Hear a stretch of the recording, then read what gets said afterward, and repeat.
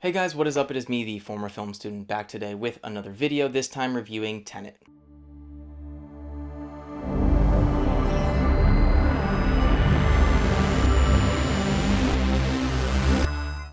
So Tenet is a new film directed by Christopher Nolan. It stars John David Washington, Robert Pattinson, Elizabeth Debicki, and Kenneth Branagh, and it is basically a story about John David Washington's character, who is a spy who's simply known as the protagonist, never even given a character's name, and basically he joins an organization known as Tenet, and his goal in the film is to stop Kenneth Branagh from starting World War III and pretty much ending the world.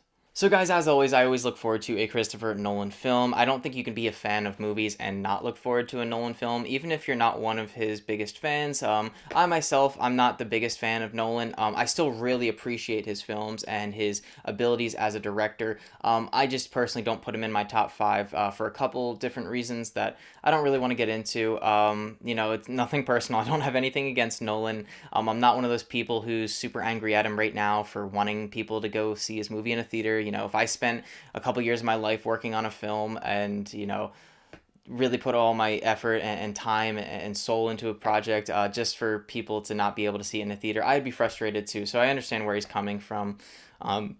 But all that aside, it's more so just directorial reasons I don't have him in my top five.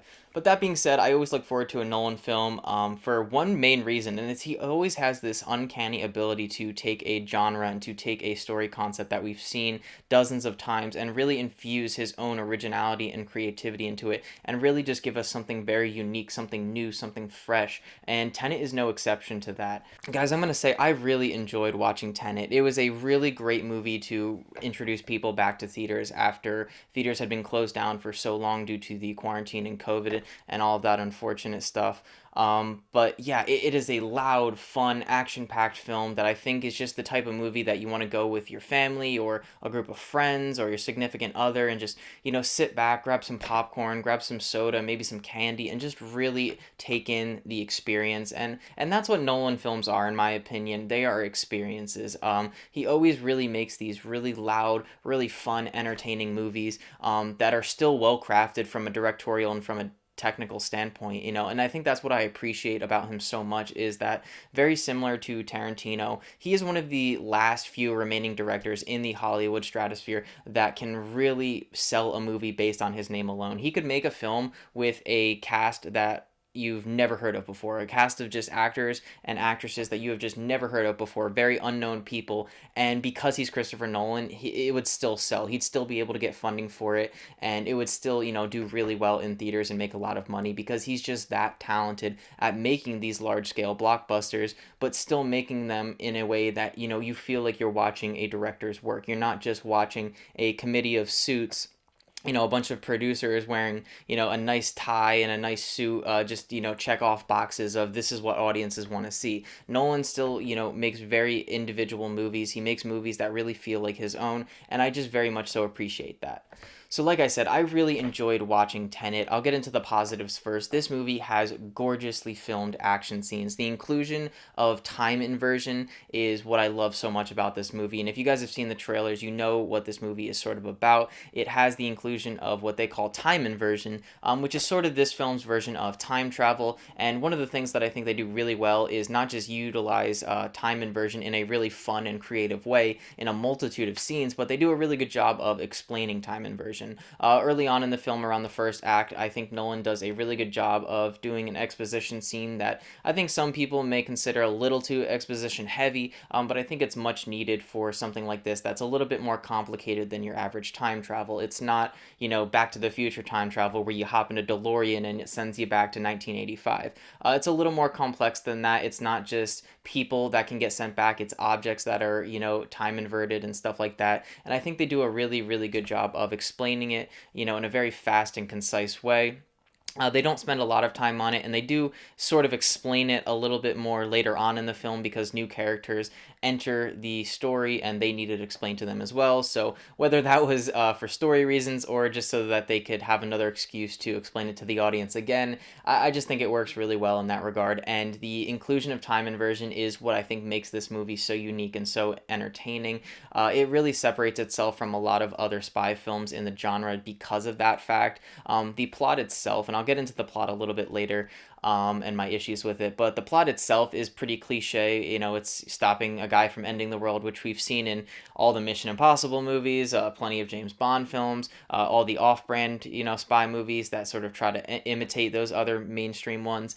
But in this movie, it sort of has a very similar cliche plot, but the inclusion of the time inversion slash time travel, I think really gives it a unique and fun vibe to it. It also just lends itself to some incredibly well done action scenes between the choreography, the practical effects Nolan uses, just all of it. It's just so fun and entertaining to watch. If you've seen the trailers, there's a car chase scene where two cars, are chasing each other, and it's not as simple as one car going forward and another one going in reverse. Nolan opts to actually show a car accident happen in reverse, so you see the accident happen in reverse, and the car sort of flips back into place and starts going backwards.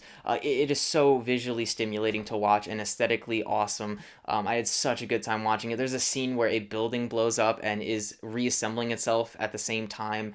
It is just so goddamn fun to watch, so entertaining. The fight scenes are well choreographed, whether it's hand-to-hand combat, or gunfights, or anything like that, or car chase scenes, like I mentioned. It is just so well choreographed, so well filmed from a cinematography standpoint. It is just so goddamn entertaining, and I think that's the star of this film, is the action scenes. And I love that Nolan didn't just use time inversion once or twice in this movie as sort of a cheap gimmick. He really makes it feel a part of this story and a primary component of what's happening in the film. A lot of other directors, I think, would have cheapened out and gone the easy route and used time inversion maybe once or twice, maybe three times if we're lucky, but Nolan really just uses it to its full capacity and never leaves a stone unturned. I love that about Nolan. He's someone who takes a concept, who takes a premise, and he doesn't just waste it, because nothing's worse in a film than wasted potential. I saw that recently in New Mutants, which was incredibly frustrating to watch, something that had such a unique idea and premise behind it, and then the director just not do anything with it. But here, Nolan says, nope, I'm going to take this concept, I'm going to take this premise and this unique aspect to my film, and I'm going to use it to its full potential. I'm not going to waste it at all, and I absolutely loved that aspect. Another thing that I really enjoyed in this movie is I think the performances across the board are really solid. I think Robert Pattinson does a great job as always. Kenneth Branagh turns in a very over-the-top and somewhat cheesy performance, but I think it really works because it does a good job of separating his character from a lot of the other characters in the film who are a little bit more bland, a little bit more dry, which is another thing I'll talk about in a minute. But Kenneth Branagh really goes for it. He really chews up the scenery, really just, gives it his all, and I think that kind of harkens back to his past experiences with Shakespeare and all that stuff. He has such a weird filmography. I mean, he's between acting. He directed the first Thor movie. He's just a strange guy. But I really enjoyed him in this movie. And again, the rest of the cast gives a really solid performance. John David Washington seems like he's bursting onto the scene between BlacKkKlansman and this film, so I'm really excited to see what he does next. Okay, so moving on to the negatives of the film. My two biggest flaws with this film are the story and the characters. Now, I mentioned that I really enjoyed the time inversion aspect, but I also mentioned that without the time inversion aspect, a lot of this film is a very cliche spy movie. It does a lot of things that a lot of other spy films have already done and have done a little bit better. I'm sort of sick of seeing spy movies where the main plot is stopping the end of the world. It just doesn't do anything for me, because even though there's a sort of a suspension of disbelief when you're watching films, I just never feel like the world's actually going to end, and they try to do their best to have this, sense of urgency, like, oh, we're on a time clock, this guy's going to end the world, we really got to do it. And it just, I don't know. For me, the whole world ending thing, it just does not sit well as a main plot device. And I think this movie just does so many cliche things in regards to spy films. Yeah, to me, I really wish that outside of the time inversion, Nolan would have taken a little bit more time to work on the script, to add a little bit more, originality, a little more creativity when it came to the plot and what actually happened inside of it. And another thing that I really disliked about this film was, unfortunately, the characters. If you're someone who doesn't really care about characters in a film, this may be your cup of tea. But if you're someone like myself who really appreciates characters with a lot of depth and development, you're not going to really enjoy the characters in this movie, because Nolan really just does not spend any time working out these characters, giving us a reason to care about them. Outside of maybe Elizabeth Debicki's character, he does spend a decent amount of time giving you a reason to care about her and why she's in the film and her purpose and her goals. So she's the most emotionally relatable character in the film, but John David Washington, Robert Pattinson, you're never really given a reason to care about them. And unfortunately, it really takes away from a lot of what this movie's trying to go for. And I think a lot of this was intentional, especially with John David Washington's character. Nolan opts to call him just the protagonist, not even bother giving him a name. And whether that's to parody or poke fun at other spy films that sort of have these cardboard characters, I'm not really sure. It felt intentional, but even if it was intentional, it just did not work personally for me. I just wish that Nolan had given us a reason to care about any of these characters, so when these gorgeously filmed and choreographed action scenes are unfolding, I just care a little bit more about what's happening. But instead, it's more so, wow, look at all this cool stuff, and less, oh no, I hope this character doesn't die. I want them to accomplish their goal, which is just something that I never had in this film. Another shame is that, Robert Pattinson and John David Washington have a lot of great chemistry in this movie. I really liked when they were on screen together. They were both very charismatic in this film, both giving good, solid performances, bouncing off each other, playing off each other really well. It's just, I just didn't care about any of the dialogue, and I didn't care about either of these characters. So even though I was smiling because I enjoyed how they played off each other, internally and, in my head, I was like, I just don't care. So yeah, those are my two biggest gripes with the film. I wish that Nolan had given a little bit more time and effort into the characters and the story. Even though it's a visual spectacle, I feel this very similar to Interstellar, where it's not Nolan's best work. It's still very entertaining, still very well, incredibly crafted, and just overall a really well-made project. But I just don't emotionally care enough, and it's hard for me to love a film if I'm not emotionally invested in it. There are a couple exceptions, but there's some that work better than others, and in this film, I just don't think it worked for me. Overall, I really, really liked this movie. I really enjoyed watching it in theaters. This is a movie that I highly recommend. If you do plan on seeing it in a theater, splurge a little bit, treat yourself, spend the extra couple dollars, see it in an RPX theater, see it in an IMAX theater, see it in the biggest, best theater you can. Go see it with a bunch of friends. It's going to be a fun movie to talk about. I think people are going to have a lot of thoughts on it. This is a movie that I don't feel like is going to be super divisive. I feel like people are going to be, they're going to like it, or they're going to dislike it. There's not going to be a lot of, oh, I hated this movie, or, oh, I loved this movie to death. It's my favorite movie of the year. I think it's going to be a lot of, in between, sort of leaning either one way or the other. It's not going to invoke a lot of strong reactions, in my opinion. Maybe it will, maybe it won't. I'm not too sure. It hasn't been out for too long, and a lot of people are still in areas where theaters aren't open, and all that stuff. So yeah, so let me know if you guys have seen Tenet, what you thought about it. Did you like it? Did you not like it? Did you love it? Did you hate it?